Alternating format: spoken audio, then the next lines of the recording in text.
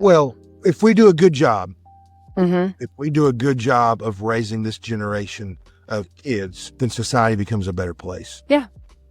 And then our job gets better. Our job gets easier. Not easy, but easier if we do a good job. And that's kind of our mantra. Everything we do is from the mindset of making kids successful. Because if they're successful, then society gets better.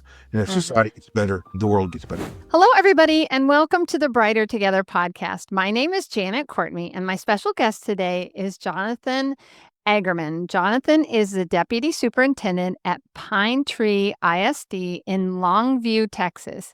And Jonathan is gracious because I had to reschedule on him. So, Jonathan, thank you for being here and for being willing to accept my need to change. Thank you for having us today. I'm excited to be here and to visit with you. So tell us, we talked a little bit before we went live about the amazing transformations and changes that have gone on in Pine Tree. So tell us about that. Tell us the history of it and tell us about what's happening now. So Pine Tree ISD is the west side of Longview, Texas. We're about 22 square miles as a school district. We're very small, and in the 80s and 90s, it was kind of a bedroom community for Longview and really East Texas. And it was a school that was predominantly upper middle class white kids. In 2000, we were about 75% white, and we were about 30% low eco dis.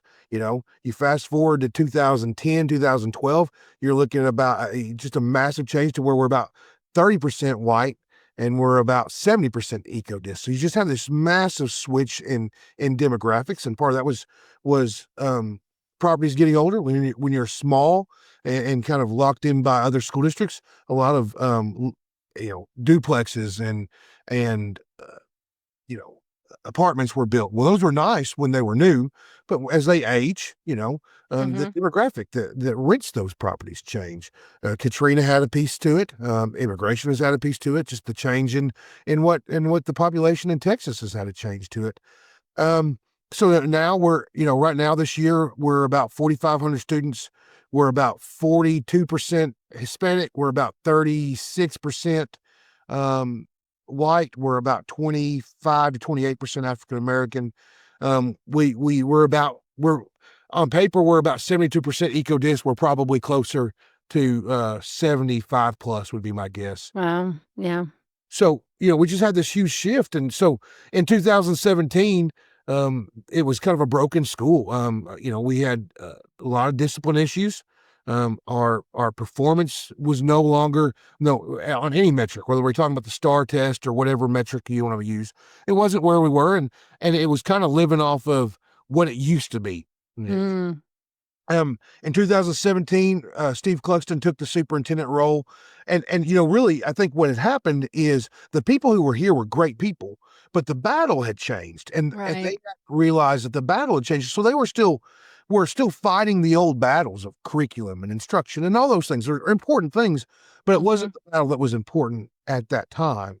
And Mr. Cluxton got here, and his big thing was discipline, and he brought a new idea of, we're going to hold kids accountable to the standards that we set, and there's not going to be reasons why that's not upheld, and that really changed very, very quickly. And one of our mantras, was hard work and respect, and that's one of the things that we demanded of our kids from the very beginning. And so now we're 8 years into the process. Our while everybody else's attendance has dropped since COVID, the state average has dropped from around 95 to around 91. Ours has gone up. It's not gone up a lot, but we're averaging about 96% attendance. Okay. State test scores, right? That's always a measure. We've gone from the bottom 25 percentile to the top 20 percentile. So, we have about, whether you want to talk about passing the test, which is about 80% of our kids are passing the test, or we want to talk about proficiency, which means scoring meets and masters, we're about 3/4 to, on that, so we're having a lot of success, and it's a lot just focusing on the things that a lot of kids learned, myself included. I learned this at home.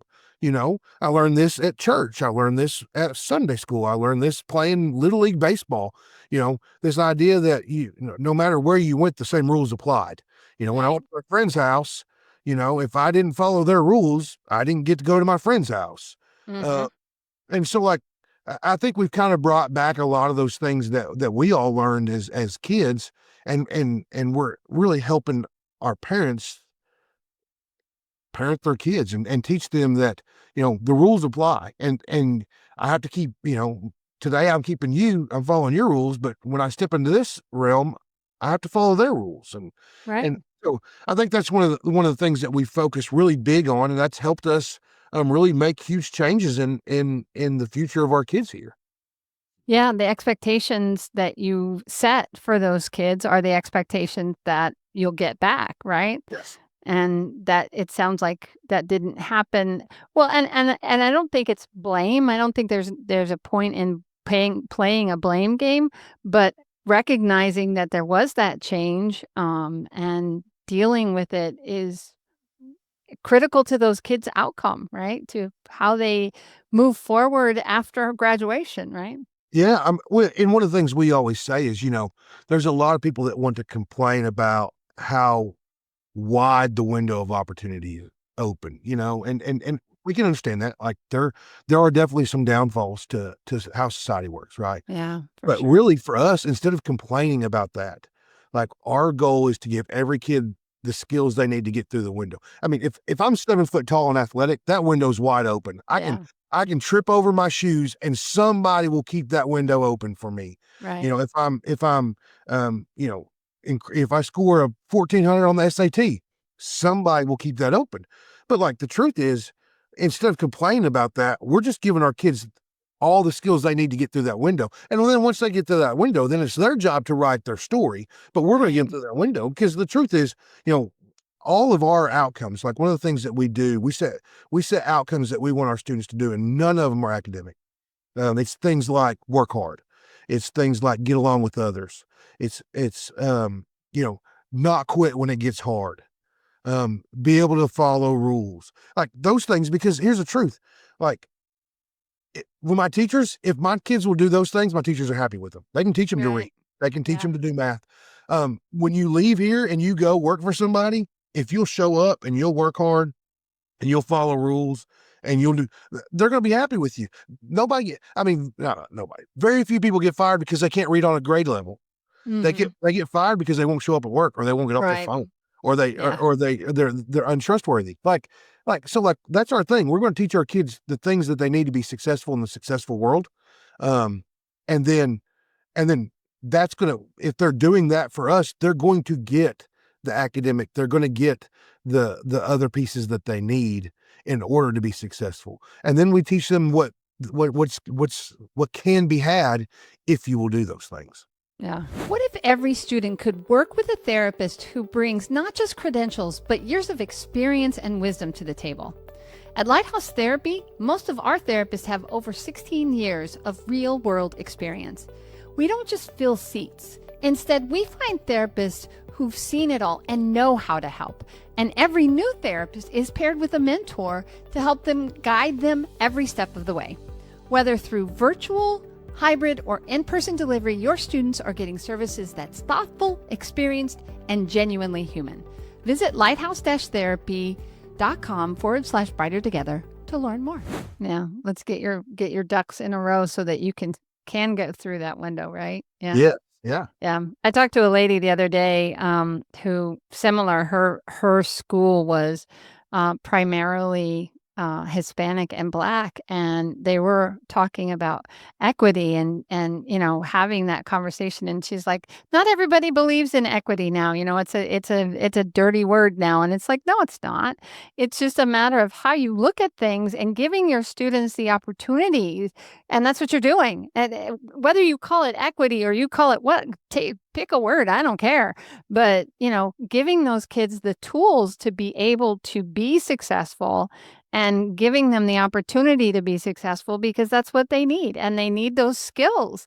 I don't care who you are, Black, white, Hispanic, Chinese, whatever. You need those abilities, to those executive function skills, and those those choices, the ability to make those choices, and if you don't teach them how to do that, and it's not being taught at home, then where do they get it from?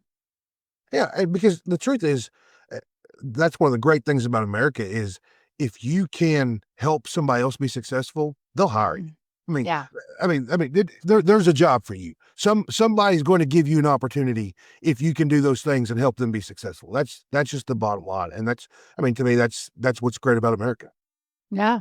Yeah. And there is opportunity and there are ways to, but you have to fight for it. I mean, Yeah, you have to, you know, and it's yeah. not easy, and that's one of the things I think that, you know, I've been in this long enough that I remember the change the education went through when we kind of started to have to parent our kids and parent our parents. You know, I remember right before COVID when we're having these conversations, and I remember myself included probably being one of those teachers that said, "Well, it's not my job to teach them that. It's my job to teach them X. It's my, you know, I was a teacher, right?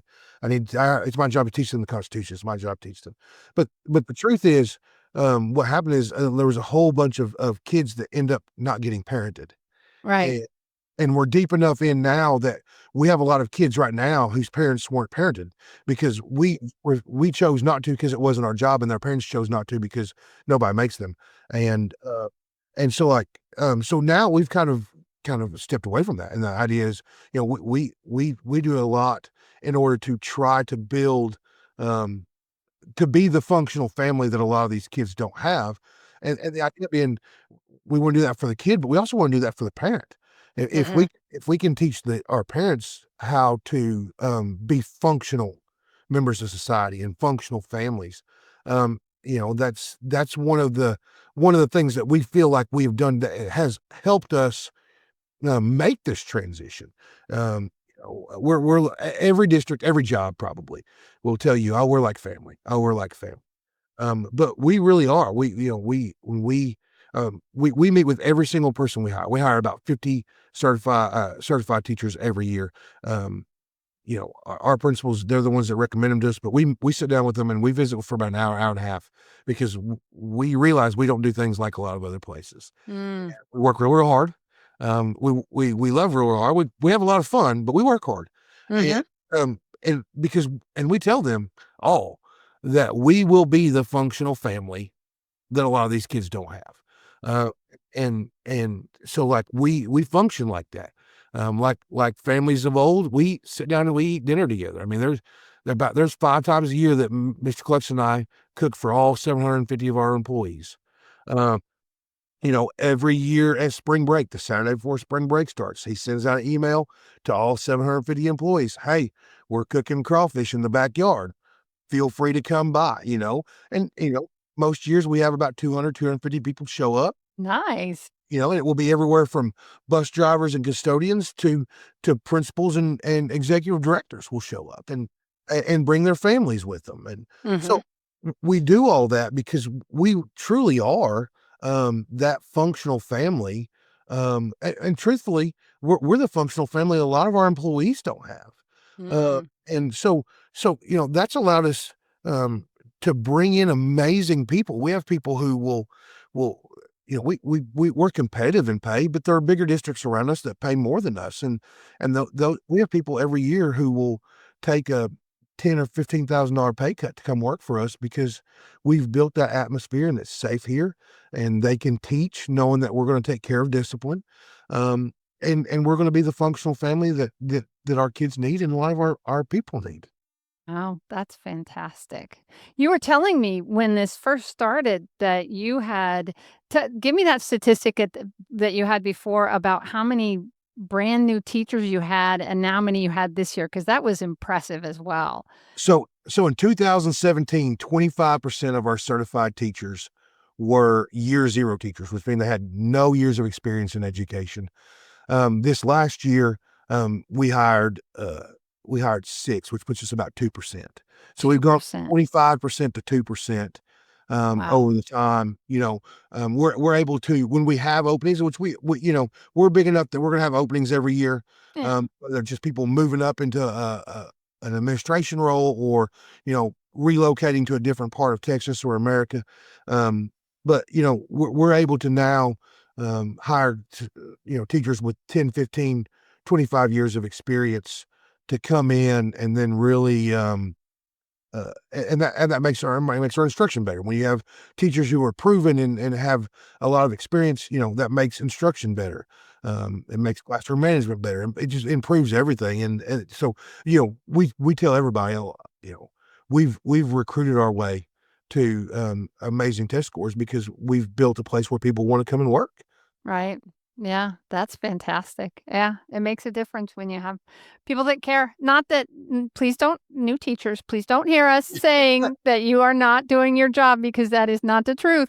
It's just it is you're going to get there Well, just like us. You're going and to they get need there. support, just like Yeah. I did when I got in, and just like I did when I moved into administration. You need support. I mean, teaching is hard. It's a hard It's job, a hard job. and when you have so many, Mm. it's hard to support them. Right. I mean, you can try to put things in mentors and stuff, but when you have such a large number of new teachers, then they can't get the support that they need. That's why in a lot of big districts we're bleeding new teachers. We can't keep them for more than 3 years because they can't get the support they need to get their feet under them and be Right. successful. Yeah, it's not about their ability. It's about what they don't know that they don't know. Yeah. And so, one of the things we've done is we have, like a lot of people, we call it Anchor Academy because everything's pirate related. And Gotcha. that's really our first and second and third year teachers. And we bring them in, but and we kind of give them some things, whether it be classroom management but we have a leadership council.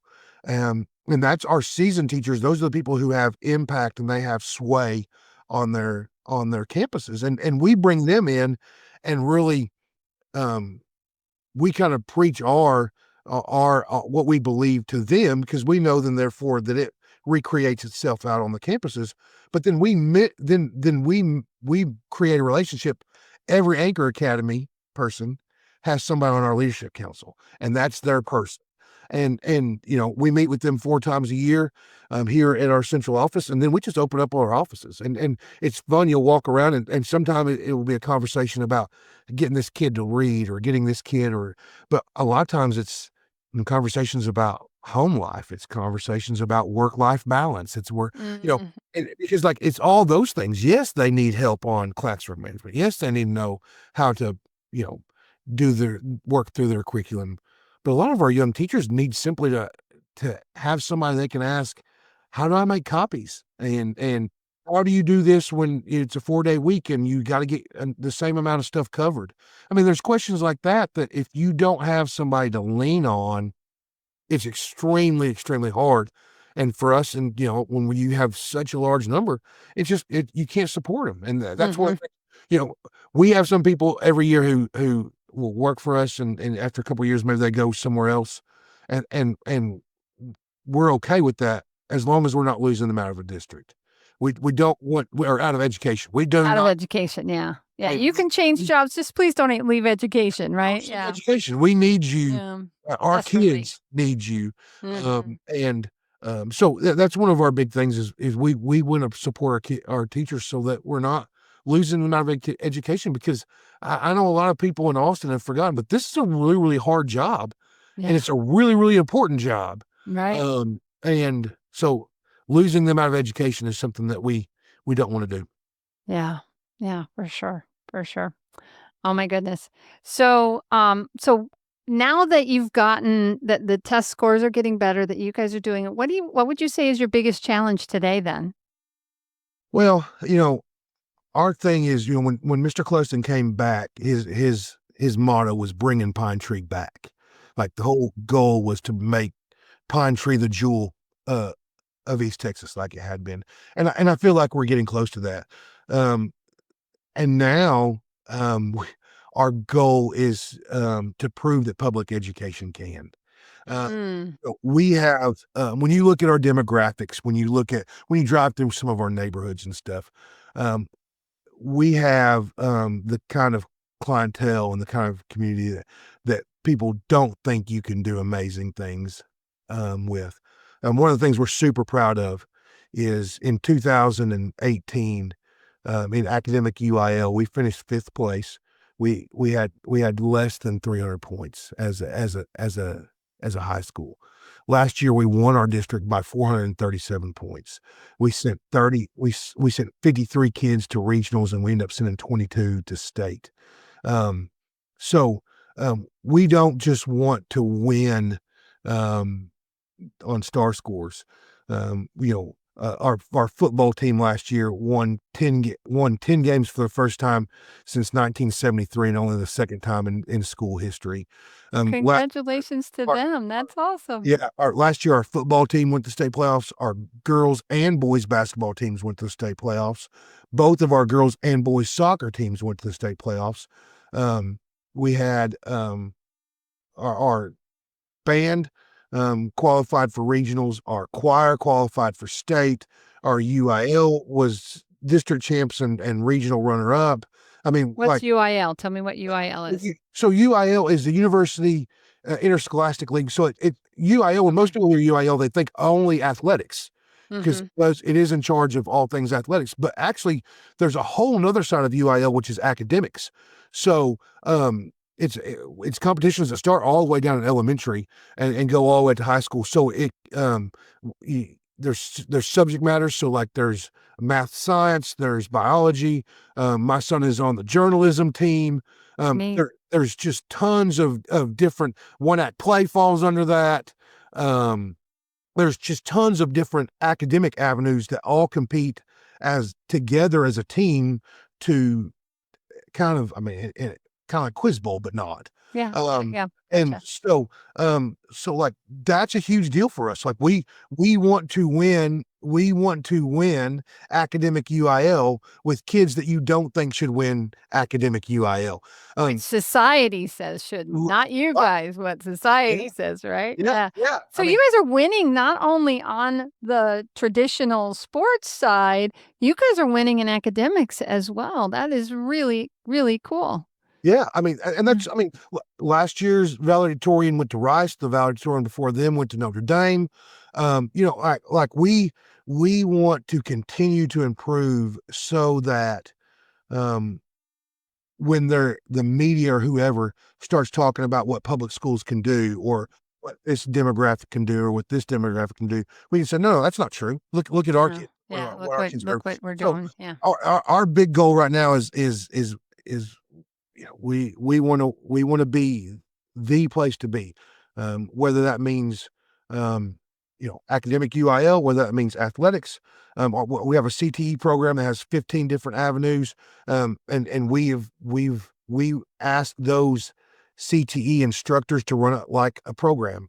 My construction program, for example, they start doing build-offs twice a year. They go to Dallas, they get a set of blueprints, they have to have a safety officer, and they build over 2 days, they build a building, and then they're judged on it.